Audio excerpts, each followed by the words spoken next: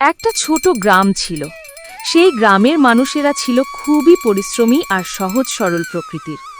সকাল হলেই গ্রামের সবাই মাঠে কাজে লেগে পড়ত এবং সন্ধে নামলে ক্লান্ত শরীরে বাড়ি ফিরত। এই পরিশ্রমী মানুষদের মধ্যেই বাস করত বিমল, যে প্রতিদিন সকালে তার ঠেলা গাড়িতে করে সিদ্ধ ডিম বিক্রি করতে বেরোত।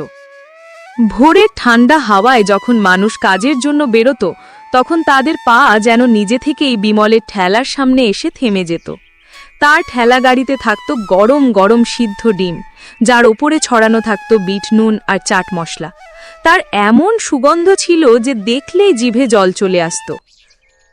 আরে বিমল, তুমি তো কামাল করে দিয়েছ। এই সিদ্ধ ডিমের ঠেলাটা খুব ভালো হয়েছে। সকালে কাজে যাওয়ার আগে খেয়ে নিলে সারা দিন শরীরে তাকত থাকে।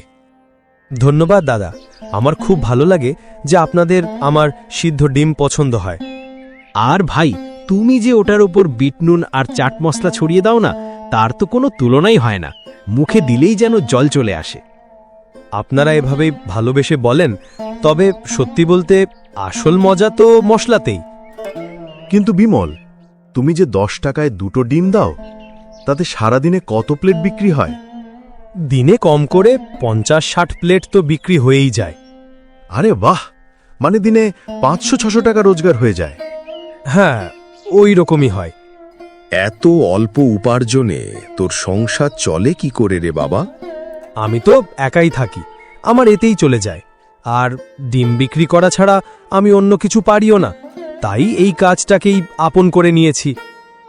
এই বলে গ্রামবাসীরা হাসতে হাসতে নিজেদের কাজে চলে গেল।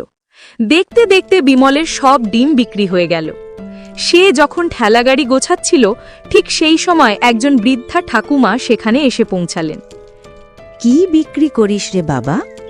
ঠাকুমা, সিদ্ধ ডিম বিক্রি করছিলাম, কিন্তু এখন সব শেষ হয়ে গেছে। ওরে, শুধু সিদ্ধ ডিম বিক্রি করিস?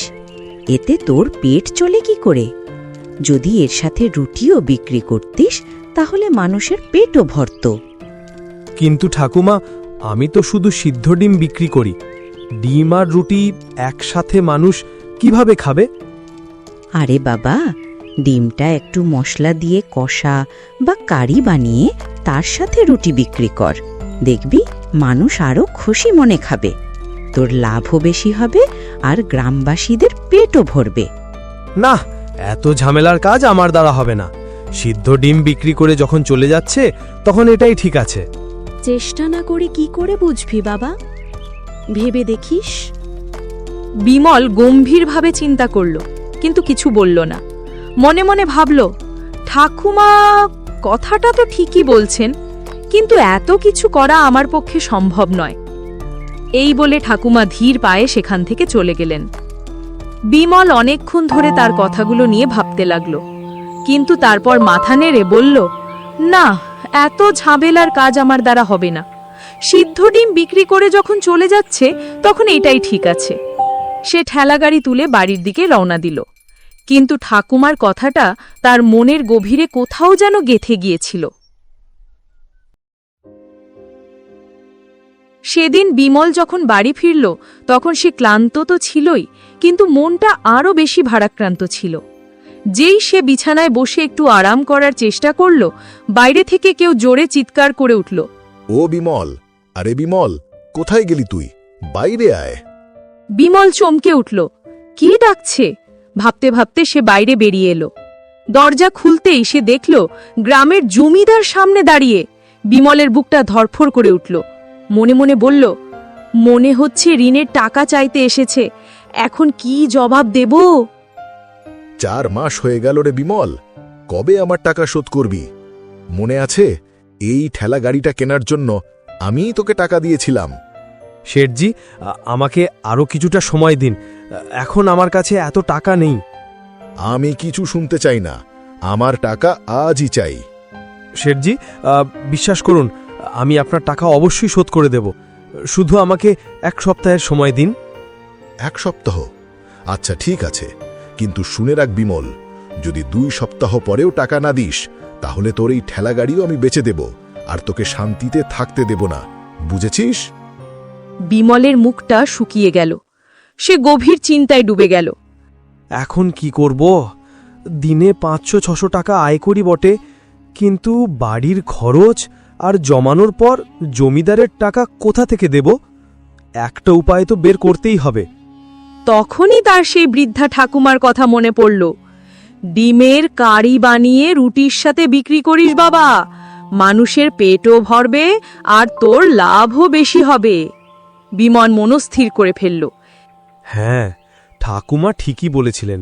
কাল থেকে আমি সিদ্ধ ডিমের সাথে ডিমের কারি আর রুটিও বিক্রি করব। এটাই আমার নতুন পথ। পরদিন সকালে বিমল সারা রাত জেগে কারি আর রুটি তৈরি করল। সে তার ঠেলা গাড়িটা ভালোভাবে পরিষ্কার করল। কারির মশলাদার সুগন্ধ চারপাশে ছড়িয়ে পড়ছিল, আর গরম গরম রুটি সে একটি বাক্সে রাখল। ঠেলা গাড়ি সাজিয়ে সে প্রতিদিনের মতো নির্দিষ্ট জায়গায় পৌঁছল। গ্রামবাসীরা রোজগারের মতোই মাঠে যাওয়ার আগে তার কাছে এলো। ঠেলা গাড়িতে কারি আর রুটি দেখে সবাই অবাক হয়ে গেল।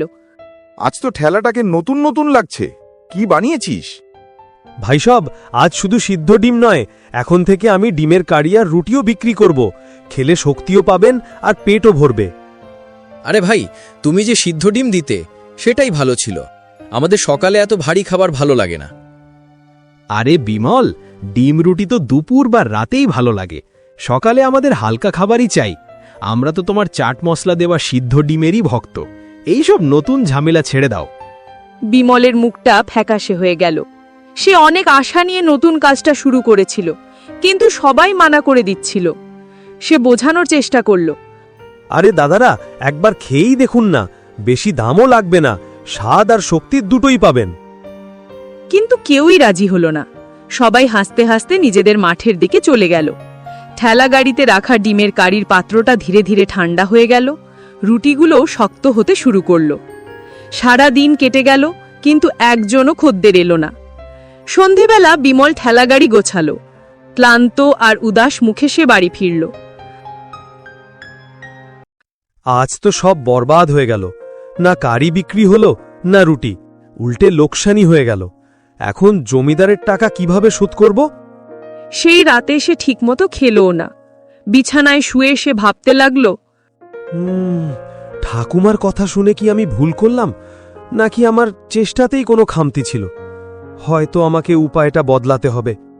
তার চোখ দুটো ভারী হয়ে এলো, কিন্তু মনের মধ্যে চিন্তা আর ভয়ের স্তর আরও গভীর হল।